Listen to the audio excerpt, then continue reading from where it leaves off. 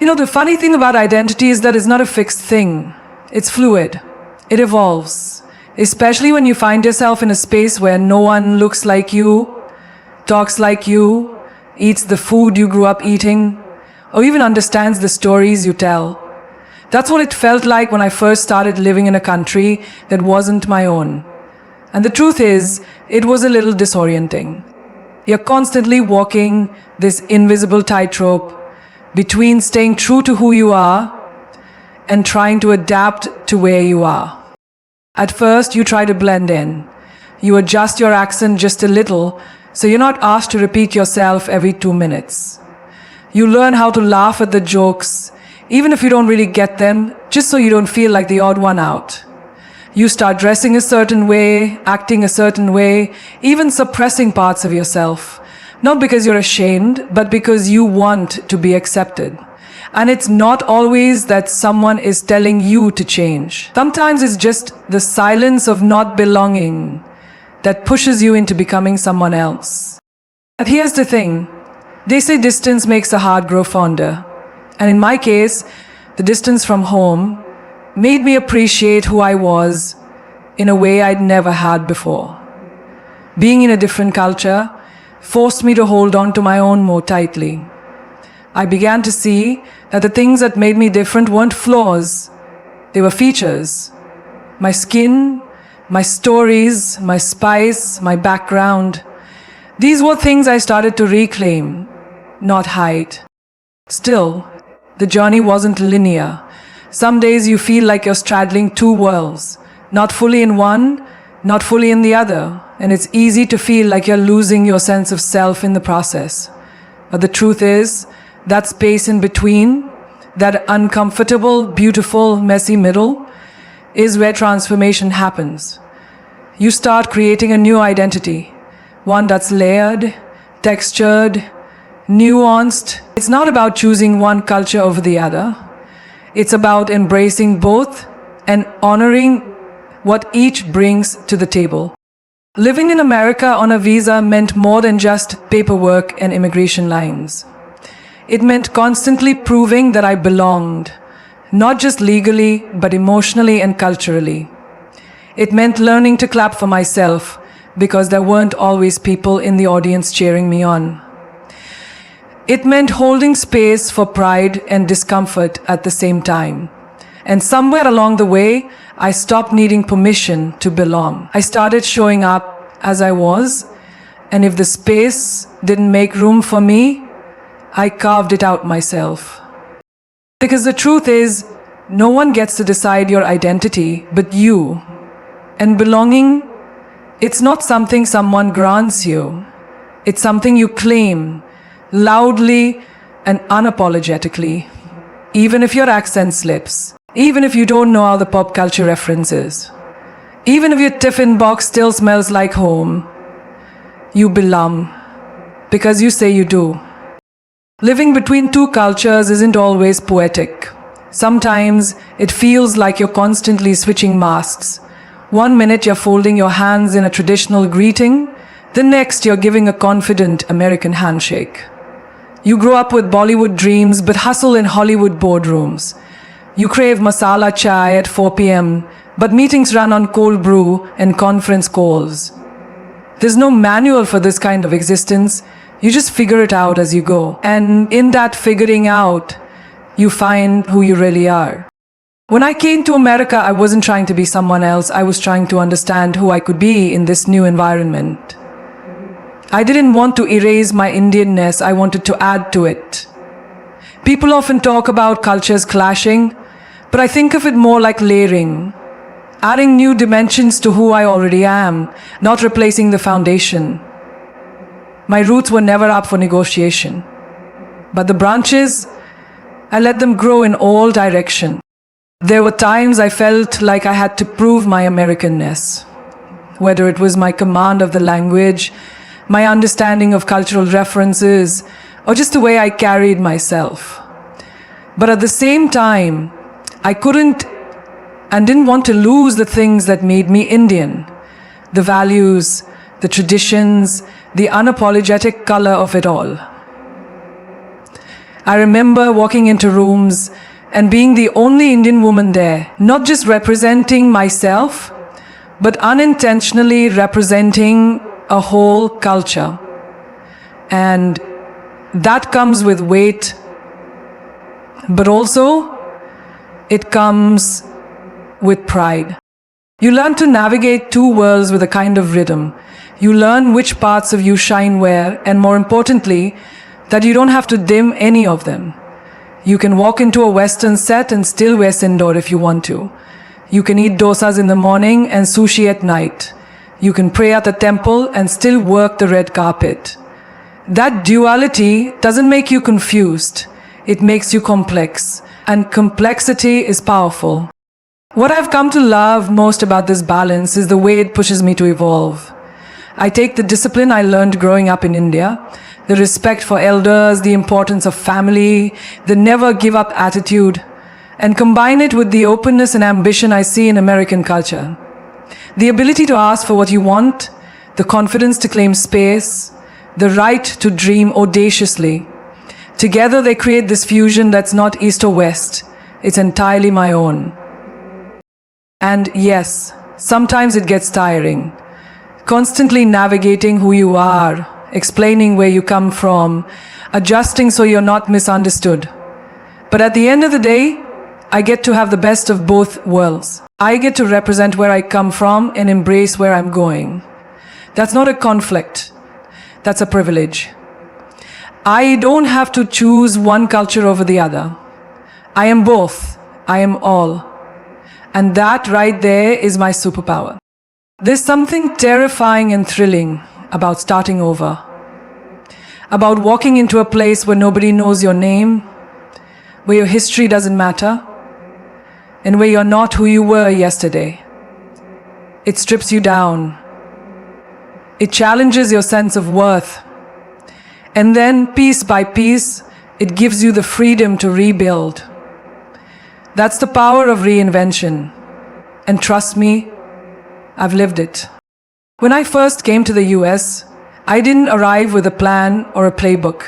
I arrived with curiosity, ambition, and a suitcase filled with questions about who I was about to become. The world I stepped into was different.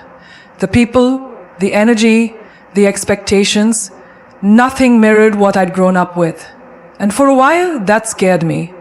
Because in a place where no one remembers your accolades or understands your background, you realize quickly that your past doesn't guarantee your future. You have to earn it all over again. But there's something liberating in that blank slate. Reinvention doesn't mean losing yourself. It means giving yourself permission to evolve. I wasn't there to recreate my old success in a new place. I was there to grow into a version of myself that had never existed before.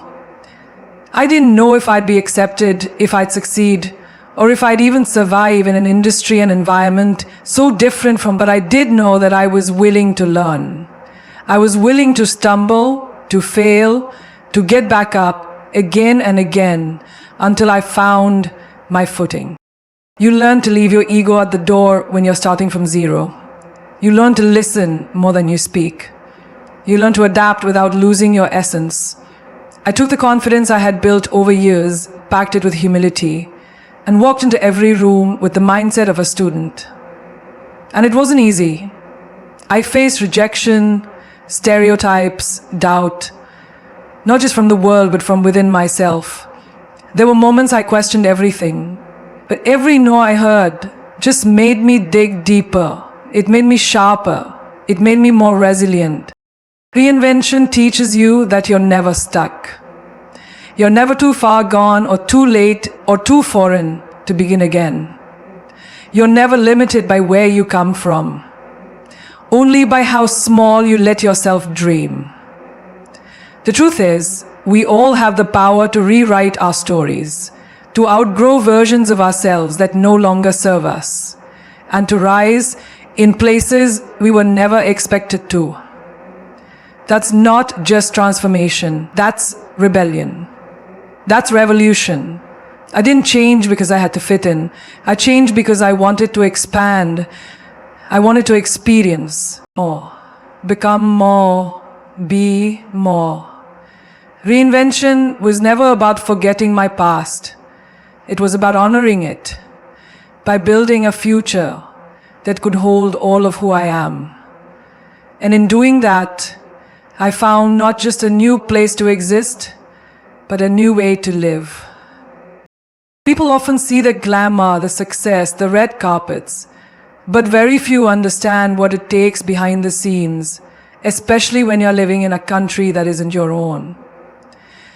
The visa journey isn't just about legal documents or bureaucracy. It's about navigating life with limitations constantly looming over you. It's about chasing dreams with a stopwatch ticking in the background, knowing your time might run out if one stamp doesn't go through. When you live on a visa, you live in between lines. You plan your life around expiration dates and embassy appointments. You learn patience not because it's a virtue, but because it's the only option. Every opportunity you chase is tethered to permission.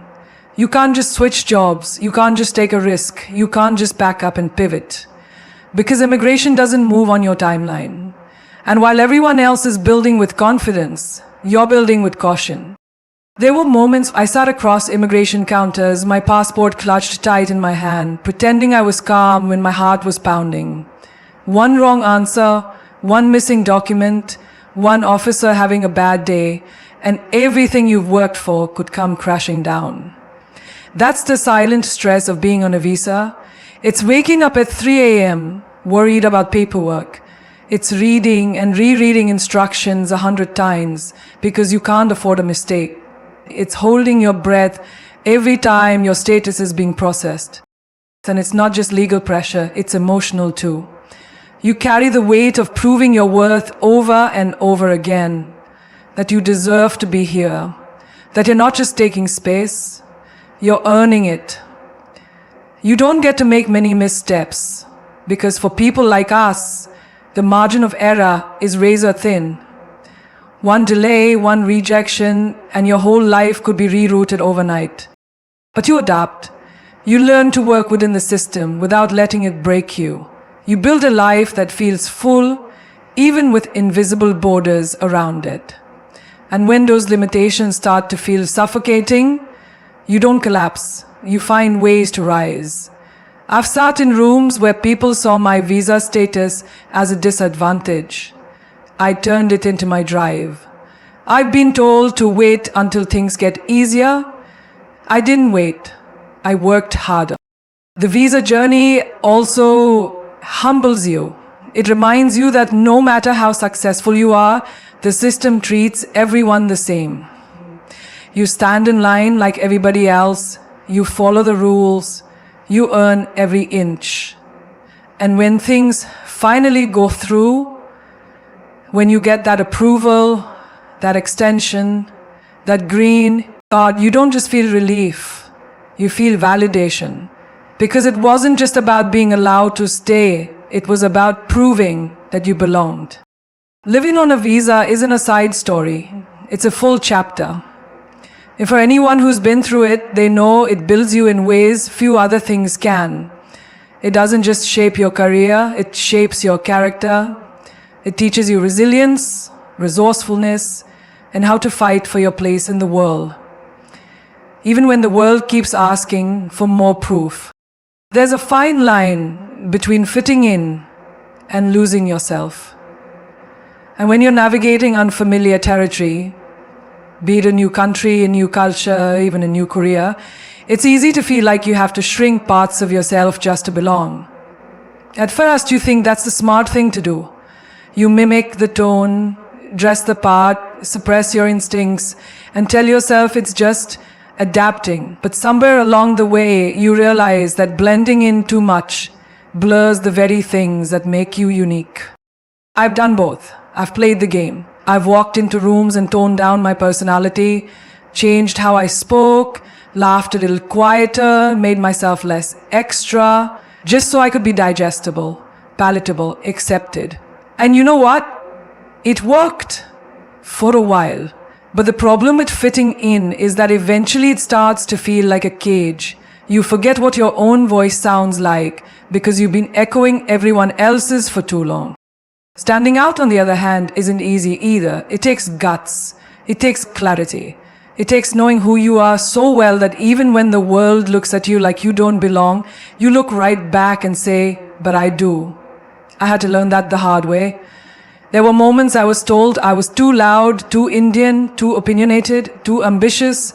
But every time I tried to dim that light, I felt a little less like myself. The real magic happened when I stopped asking for permission. When I realized that you don't have to choose between fitting in and standing out. You just have to know when to do each. There's power in adaptability, absolutely. Being able to read the room and shift when necessary is a skill. But there's also power in planting your feet, showing up exactly as you are, and refusing to apologize for it. That's when people start to pay attention. That's when you go from being part of the crowd to being unforgettable. I think the goal isn't to pick a side, it's to master both. Know when to be the chameleon and when to be the firework. Know when it serves you to blend in, to learn, observe, absorb, and when it's your moment to take up space, to own it, to let the world feel your presence. It's not about being rebellious for the sake of it. It's about being real, being you. I've been the outsider. I've been the only brown girl in the room. I've been underestimated, misunderstood, even dismissed. But what saved me, time and time again, was choosing to stand out just enough that I couldn't be ignored, while still understanding the importance of cultural nuance and respect. That balance, that's power. At the end of the day, belonging isn't about conformity, it's about confidence. And the moment you realize you're not here to fit into someone else's mold, but to shape your own, that's when everything changes. Being an outsider isn't always about where you're from, it's about how the world sees you and sometimes how it chooses not to. I've walked into rooms where I didn't look like anyone else, where my name was mispronounced, where my accent was a curiosity, and my identity felt like a question mark. That feeling, that deep knowing that you weren't part of the original blueprint, is both isolating and motivating. It lights a fire in you, or it breaks you. And I chose the fire. There's something powerful about starting at the margins. You learn to build credibility from scratch. You learn to walk into spaces with nothing but your talent, your ambition, and your grit. No legacy behind you, no network to lean on, just you, proving every single day that you deserve to be there. You show up prepared, you stay longer, you work harder, and little by little, people start to notice.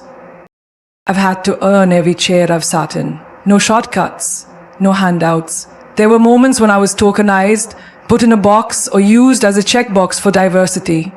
And while that could have made me bitter, I decided to let it make me better. If I was the only one in the room, then I was going to make damn sure I wasn't the last. So I paid attention, I learned the system, and then I learned how to beat it, without ever losing myself in the process. Becoming an insider in a world that wasn't built for you means shifting the narrative, not just following it. It means walking into places that never had someone like you before, and not asking for space, but taking it. It's not about arrogance, it's about ownership. Ownership of your story, your struggle, your strength. You stop seeking validation and start standing on your values. But here's the thing. Once you start breaking those doors open, people will question how you got in.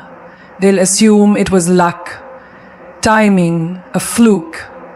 They won't always see the late nights, the sacrifices, the constant pressure to prove that you're not just a symbol, your substance. That's part of the journey, and that's also part of the reward. Eventually, the outsider becomes the blueprint. You stop just existing in those spaces. You start changing them. You create more chairs at the table. You speak up for those who don't yet have a voice in the room. And you remember every single moment you weren't invited, because that's what keeps you grounded. That's what keeps you hungry. This isn't just about geography or industry or culture. It's about mindset, about refusing to let where you start define where you end up, about choosing to see every barrier as an opportunity, every rejection as redirection. I was never meant to fit in. I was meant to stand out. And maybe that's exactly why I became more than just part of the system. I became someone who could shift it. The world loves labels: immigrant, foreigner, outsider, minority. And with every label comes a set of assumptions, quiet judgments wrapped in politeness, or sometimes loud, unfiltered bias.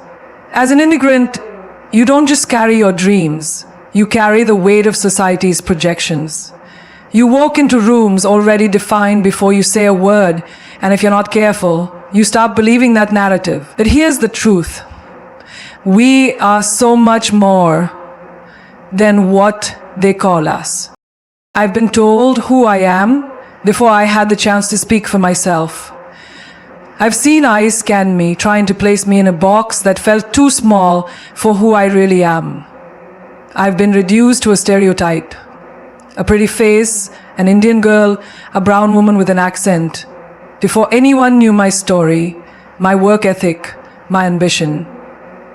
And that's exactly why I knew I had to break the mold. Being an immigrant doesn't make you less. It makes you layered. It makes you multilingual, multidimensional, and deeply aware of what it means to fight for space. We don't just show up. We push boundaries. We challenge norms. And we succeed not despite being different, but because of it. Still, the world often sees only what it wants to see. The IT worker, the nanny, the cab driver, the backup, the support act. Never the star, never the leader, never the decision maker. And that's where we start to rewrite the script. For me, breaking stereotypes hasn't been about proving a point. It's been about living my truth, loudly and visibly. It's about refusing to tone down my identity just to make someone else comfortable. It's about showing the world that a brown girl with a heavy last name can lead, can influence, can stand at the center and not the sidelines. And it's about doing it with pride, not apology. I've played roles that challenged the way people saw South Asian women. I've spoken in spaces where my voice wasn't expected and sometimes wasn't even wanted. And every time I did, I wasn't just doing it for me. I was doing it for every young person watching, wondering if they were allowed to dream that big. I wanted to show that we can be complex, messy, brilliant, powerful, and that we don't owe anyone simplicity. The most powerful way to break a stereotype is to succeed authentically, to show up as your whole self and still own the room, to lead without shedding your accent, your culture, your truth. That's how we shift the narrative, from the inside out. That's how we go from being boxed in to breaking boundaries. We didn't come here to be quiet. We came to be seen, to be heard, to make noise, to make change, and to make sure that when the next person walks in the room with a name or face that doesn't fit, they don't have to fight as hard to be taken seriously. That's the power of defying expectations. That's the legacy we build, not just for ourselves, but for everyone who comes after. Rejection doesn't just sting, it shakes your core. It makes you question everything. Your talent, your worth, your place in the world. I've heard no more times than I can count. And not the gentle kind. The brutal, final, unapologetic no that closes doors in your face while you're still reaching for the handle. And for a while, I thought those rejections defined me. I thought maybe I wasn't enough. Maybe I didn't belong. But then I realized something. The no's weren't the end of the story. They were just part of the climb. No one talks about the grind behind the spotlight. The auditions where you're told you're not the right type. The pitches that get dismissed before you finish your sentence.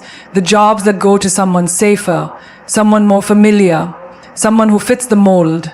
Especially when you're different. When your name, your skin, your voice isn't what the world is used to saying in power. It's even harder. The no come quicker, but I've learned to take them not as stop signs, but as redirections. Rejection forces you to build a kind of muscle. Emotional, mental, spiritual. It's painful, yes, but it also makes you fierce. Every door that shut in my face, I found a way to climb through the window. And when even that was locked, I built a door of my own. The thing is, rejection doesn't break you unless you let it. It can either shut you down or push you deeper into your purpose. I chose the latter. I've been told I wasn't marketable, that I was too ethnic, that I should stick to what I know, and each time I smiled, took the note and kept going. Because deep down, I knew I was made for more. I knew I didn't come this far just to give up at the first no or the 50th. You only need one yes, just one, and every no you endure, every door slammed in your face, brings you closer to that moment. But here's the truth no one tells you. The yes that changes your life never comes to the version of you that's still doubting yourself. It comes to the version who got back up again and again, who kept working when no one was watching, who kept believing even when no one else did. Rejection is not failure. Giving up is. I've learned to fall in love with the word no, because it makes the yes feel earned. And when that yes finally arrives, whether it's a role, a deal, a dream fulfilled, it's so much sweeter because of what you've been through. It's not just a door opening, it's validation that your journey, your hustle, your resilience mattered. So push through the no. Let it sting. Let it shape you. But never let it stop you. Because when you finally hear that yes, the one that aligns with your worth, your power, your passion, you'll know that every rejection was part of the making of something unstoppable. There's a unique kind of power that comes from discomfort, the kind that shakes you to your core but forces you to evolve. For most of my life, I sought comfort. Who doesn't want safety? We all want the security of knowing where we're headed, how things will unfold. But then life, in its infinite wisdom, reminded me that growth never happens in the easy spaces. Real transformation happens when you step out of the warmth of what you know and into the cold, unfamiliar, unknown. I remember the first time I was truly uncomfortable. When I left India for the first time, it wasn't just about crossing borders. It was about crossing into a life I had no script for. The American dream, so glittered in my mind growing up, suddenly felt distant and out of reach. I was an outsider with a strange accent, a skin color that stood out, and an identity that felt foreign to the environment I was stepping into. I felt small. I felt like I didn't belong. But instead of retreating into the safety of my old world, I chose to dive in. I chose to embrace the discomfort. I embraced the loneliness of being away from my family, the struggle to be heard in a room where no one looked like me, the fear of not measuring up. Every moment of discomfort became an opportunity.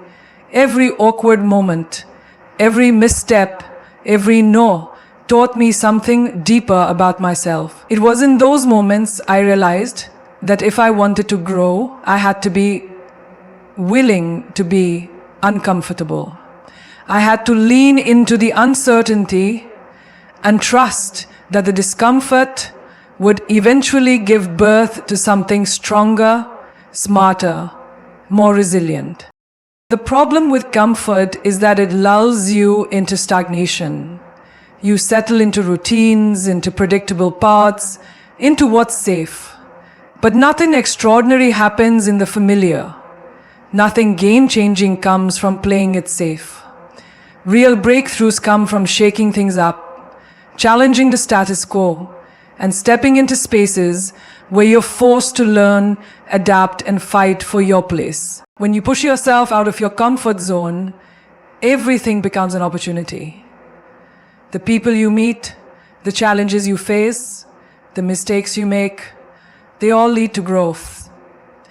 The discomfort forces you to stretch, to learn new skills, to tap into strengths you didn't know you had. It opens doors that would have remained closed had you stayed in your bubble. It's easy to look at successful people and think they've got it all figured out, that they were always comfortable, always confident. But the truth is, most of us were pushed far beyond what we thought was possible. We were forced to swim when we only knew how to float. And with each stroke, we gained more confidence, more strength, more conviction in who we were becoming. The discomfort became the catalyst for greatness. So when you find yourself in a situation that makes you uneasy, that makes your palms sweat and your heart race, remember this. It's not a sign that you should retreat. It's a sign that you're on the verge of something extraordinary. It's in the discomfort that we truly grow. And when we embrace that, when we step into the unknown with courage, we unlock parts of ourselves we never even knew existed. There's a saying that goes, your past doesn't define you. But sometimes, your past is the very fuel that propels you forward. When I look back at the path I've walked, I don't just see the triumphs. I see the struggles, the moments of doubt, the times I was told no, and the countless times I had to pick myself up when the world didn't think I would make it. I come from a place where I was often told that my dreams were too big, too ambitious, that I was reaching for something that wasn't meant for someone like me. But here's what I know now. Your story matters, no matter where you come from. We live in a world that often celebrates the end result, the shiny accolades, the awards, the success. But the journey is where the real magic happens. The journey is where you learn who you truly are, where you push through the impossible, where you shape your character in the heat of adversity. It's easy to dismiss the journey when you're standing at the summit, but it's the climb that builds you. I come from a family that valued hard work, discipline, and perseverance. But I also come from a world where women were told they couldn't have it all. A world where being ambitious, especially for someone like me, a girl from a small town in India, wasn't just unexpected, it was unwelcome. But instead of letting those expectations define me, I decided to own my journey. I took every no as a challenge and every failure as an opportunity to learn. I realized that the moments where I felt the most out of place were the moments where I had the most room to grow. The story of how I ended up in Hollywood wasn't written for me. It wasn't handed to me. It wasn't easy. I didn't walk into opportunities. I fought for them. And in that fight, I found strength. I found resilience. I found the power of owning who I am, where I come from, and how my journey has shaped me into the person I am today. I had to stop apologizing for my identity and start using it as my strength. The world may have had its own idea of who I should be, but I had my own vision, my own blueprint for success, and I refused to let anyone take that away from me. There's power in owning your journey, in acknowledging where you've been, and in recognizing how far you've come. It doesn't matter if you started in a small town or a big city, in a family that had everything, or one that had nothing. It doesn't matter if you started from the back of the line or if you were the underdog.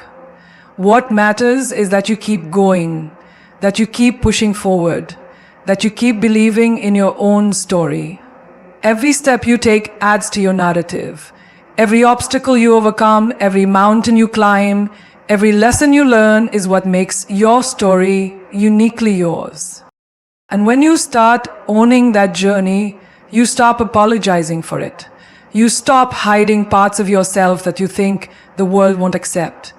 You stop questioning whether you deserve to be where you are. You stand tall, proud of every scar, every setback, and every triumph that led you here.